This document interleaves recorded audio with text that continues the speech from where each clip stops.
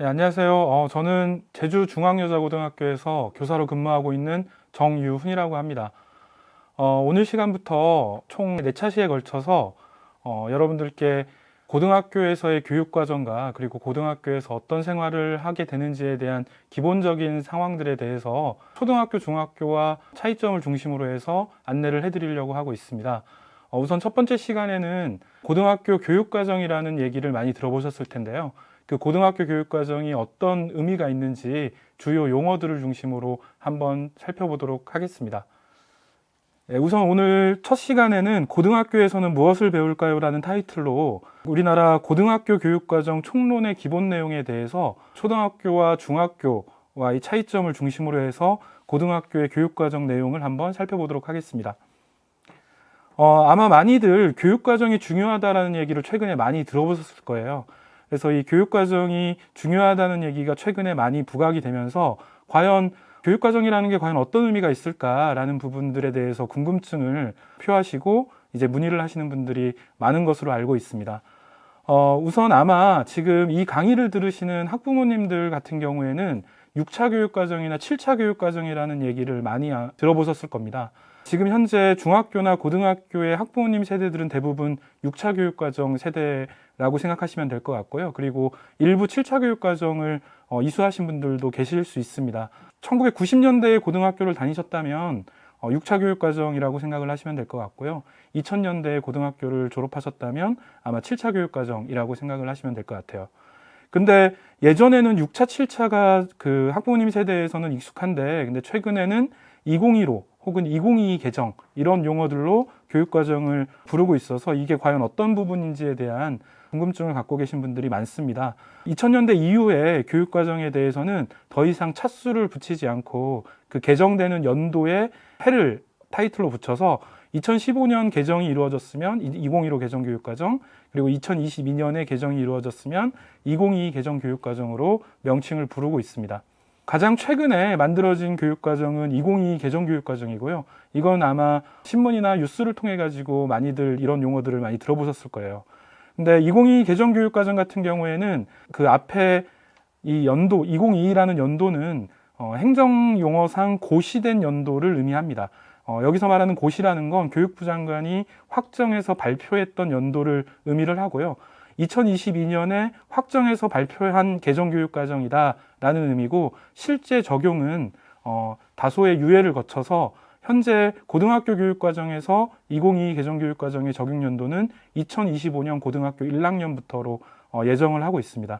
그래서 2022 개정교육과정이 확정 발표되었다라는 기사가 작년에 많이들 보셨을 텐데 실제로 근데 이 개정교육과정은 2025년 고등학교 1학년 신입생 대상부터 적용이 된다라고 생각을 하시면 될 것 같고요. 현재 중학교 학생들로 보면 중학교 2학년 학생들부터입니다. 그래서 현재 중학교 3학년을 다니고 있는 학생들 같은 경우에는 2015 개정교육과정이 여정이 진행이 되고 2015 개정교육과정에 의해서 고등학교 교육과정을 이수한다라고 생각을 하시면 될 것 같아요. 그리고 변화된 교육과정에 따라 가지고 대입 적용은 2028 대입에서부터 적용이 되기 시작합니다. 근데 이 2028 대입이라는 의미는 결국에 2028학년도에 대학교 1학년에 입학하는 학생들, 그러니까 이것도 마찬가지로 2025년 고등학교 1학년, 2026년 고등학교 2학년, 2027년 고등학교 3학년 이렇게 해서 2025년도 고등학교 1학년 학생들부터 이 2022 개정교육과정에 따른 새로운 대입 전형을 적용받게 된다라고 보시면 될 것 같고 지금 이렇게 만들어지는 새로운 대입 전형은 2024년도에 발표 예정으로 지금 예고하고 있습니다. 그래서 지금 현재 중학교 3학년 학생들까지는 2015 개정교육과정을 적용받고 현재 있는 대입 체제를 그대로 적용받는다라고 이해를 하시면 될 것 같습니다. 그러면 과연 교육과정에서 초등학교, 중학교와 고등학교 간의 차이점이 어떤 것들이 있는지에 대해서 좀 말씀을 드려보겠습니다. 우선 교육과정 총론 문서상에 이런 표현들이 있습니다. 초등학교 1학년부터 중학교 3학년까지의 공통교육과정과 그리고 고등학교 1학년부터 3학년까지의 선택중심 교육과정으로 편성 운영한다라는 용어로 되어 있고요.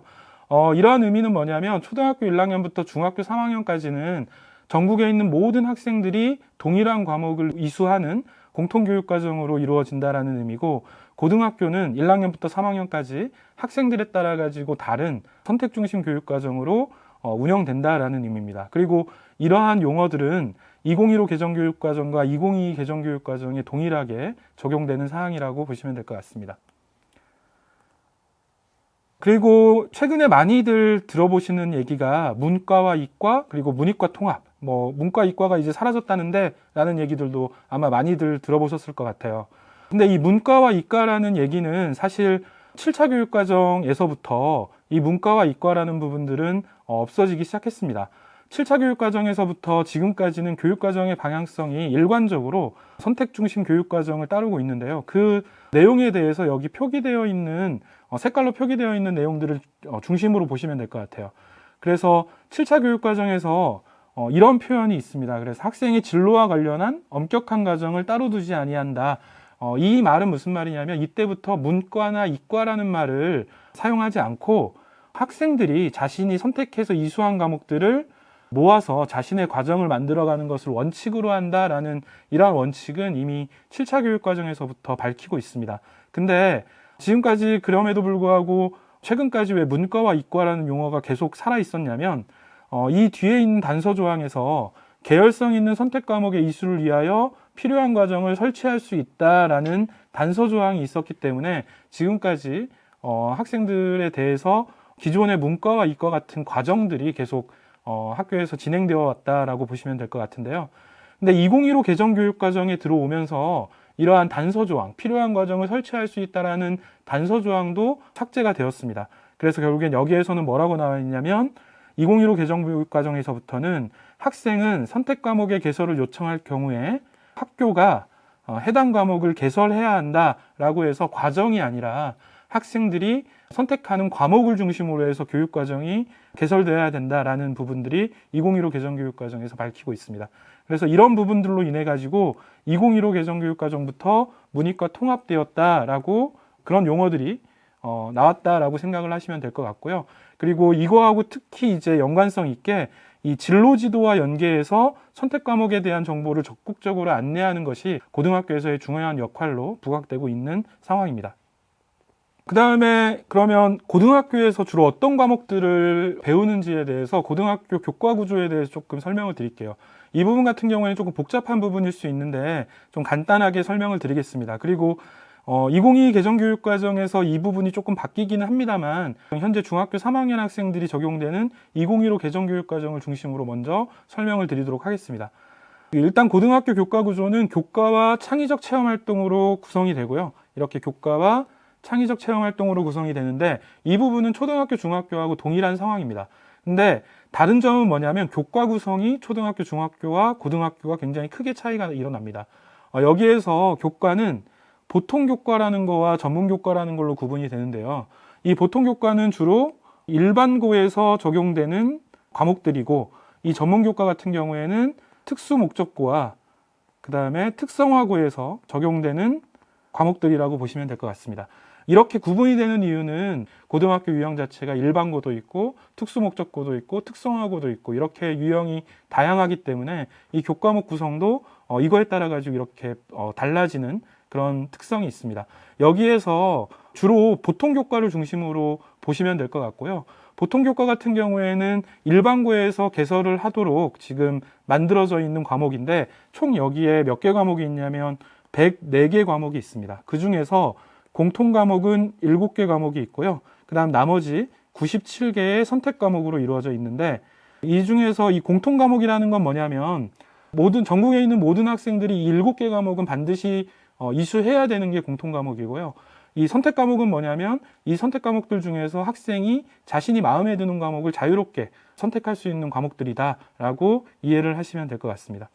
그리고 이 선택 과목 안에는 일반 선택과 진로 선택으로 구분이 되는데, 이 부분 같은 경우에는 뒤에서 과목 구성을 보면서 다시 또 안내를 드리도록 하겠습니다.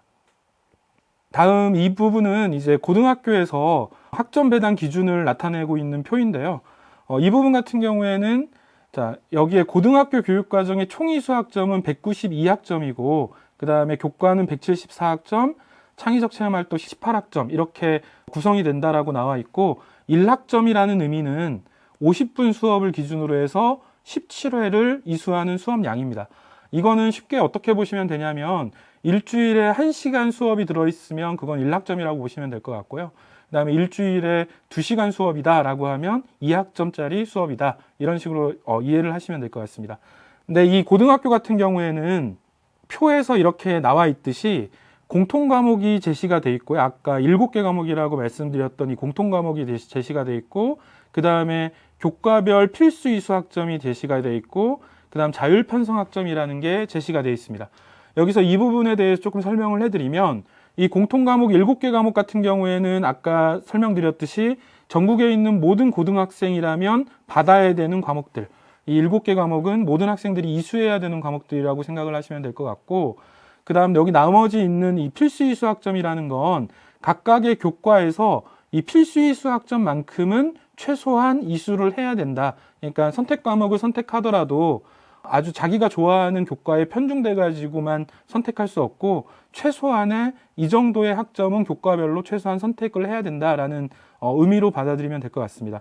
그래서 이 필수 이수 학점을 하면 이제 94학점이고요. 그 다음에 나머지 80학점은 자율 편성 학점으로, 이거는 자유롭게 학생이 교과에서 자기가 좋아하는 교과 중심으로 해서 선택할 수 있는 학점이다라고 생각을 하시면 될 것 같습니다. 여기가 이제 구체적으로 보통 교과의 과목이 나와 있는데요. 이 부분 같은 경우는 학교는 일정 규모 이상의 학생이 이 교육과정에 제시된 선택 과목의 개설을 요청할 경우에 해당 과목을 개설해야 한다라고 학교의 의무사항으로 이렇게 교육과정에 제시가 되어 있습니다. 그래서 이 개설에 필요한 최소 인원은 학교가 정하도록 하고 있는데, 어쨌든 일정 규모 이상의 학생이 요청할 경우에 지금 이 표 안에 이 과목들은 언제든지 학교에서 개설을 할 수 있다라는 부분으로 생각을 하시면 될 것 같습니다. 그래서 고등학교 같은 경우에는 총 이렇게 4개의 교과 영역에 11개 교과로 구성이 되어 있고, 이 11개 교과 안에 총 104개 과목으로 구성이 되어 있습니다. 총 104개 과목이고, 이 중에서 공통 과목 7개, 선택 과목 수는 97개 과목으로 구성이 되어 있고요. 그래서 이 각각의 교과에서 이런 선택 과목들을 학생들이 선택해가지고 이수를 하는 건데, 초등학교하고 중학교하고 다른 점은 초등학교, 중학교는 이 교과명하고 과목명이 동일합니다. 무슨 말이냐면 중학교 1학년도 국어 과목이고, 중학교 2학년도 국어 과목이고, 중학교 3학년도 국어 과목이고, 그래서 학년에 따라 가지고 이 교과명하고 과목명이 일치하는데, 고등학교 같은 경우에는 교과명과 과목명이 일치하지는 않습니다. 무슨 말이냐면 국어 교과 안에 이렇게 다양한 과목들이 있는 거고요. 이 중에서 공통 과목인 국어 과목을 이수를 한다면 나머지 선택 과목에서는 다른 과목들 같은 경우에 자유롭게 이수를 해도 되고, 이 중에서 한 과목만 이수를 해도 되고, 이 중에서 이수를 하지 않아도 상관이 없습니다. 근데 결국엔 앞에서도 설명했지만 각 교과별로 필수 이수 학점이라는 게 있기 때문에 이 국어교과군 같은 경우에는 총 10학점의 필수 이수 학점을 만 채운다면 이 중에서 한 과목 혹은 2과목 정도만 배우고 나머지 과목들은 배우지 않아도 되고요. 반대로 다른 교과에서 필수 이수 학점을 다 충족을 했다면 여기에 있는 국어교과에 있는 이 모든 과목들을 자기가 선택해가지고 다 이수하는 건 역시 가능한 구조로 고등학교 교육과정 구조가 이루어져 있습니다. 그래서 이 고등학교에 나와 있는 일반고를 중심으로 해서 나타나고 있는 과목의 구조고요.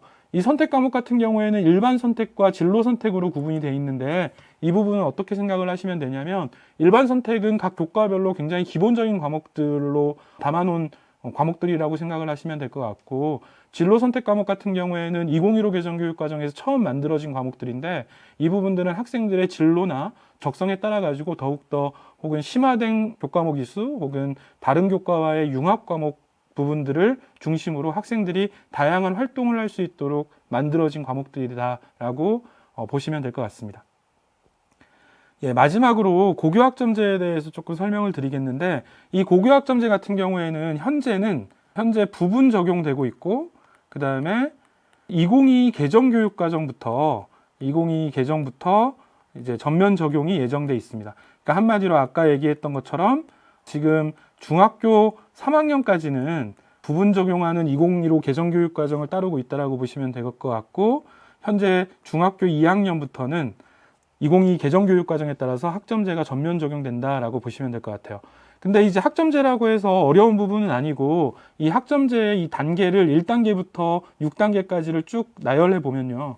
교육과정이 있고 수강 신청을 통해 가지고 수업 운영하고 평가하는 거 여기까지는 동일합니다. 근데 동일한데 현재 부분 적용에서 전면 적용의 차이점은 뭐냐면 바로 여기에서의 이수 비이수 부분이에요. 이수 미이수 부분인데 지금 현재 고등학교 1학년부터는 이 이수 미이수 부분이 고등학교 1학년에 국어, 영어, 수학 과목에서만 이수 미이수가 적용이 되고 있고 2022 개정교육과정부터는 모든 과목, 학생들이 선택한 모든 과목, 선택하고 이수하는 모든 과목의 이수와 미이수 부분이 적용되는 것으로 생각을 하시면 될 것 같습니다. 근데 대학하고는 다르게 이 미이수라는 부분에 대해서 부담을 안 가지셔도 되는 게 미이수가 일어났다고 해서 이 부분들이 이제 졸업을 못하거나 이런 부분들은 아니고 미이수가 이루어진 과목에 대해서는 보충학습 지도가 이루어지도록 되어 있고요.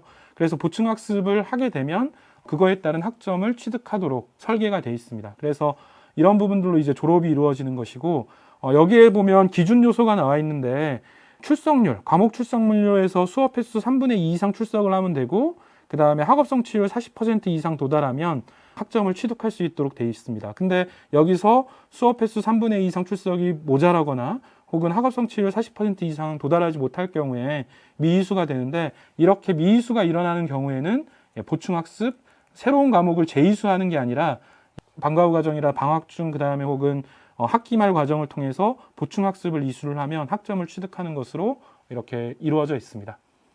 예, 여기까지가 국가교육과정에 비추어 본 초등학교, 중학교와 고등학교 교육과정의 기본적인 사항들에 대해서 한번 알아봤고요. 다음 시간에는 이제 이 부분에서 조금 더 한 발 더 나아가 가지고 구체적으로 고등학교의 학교별 교육과정을 바라보는 그런 방법과 학교별 교육과정의 의미에 대해서 좀 더 자세하게 알아보는 시간을 가져보도록 하겠습니다.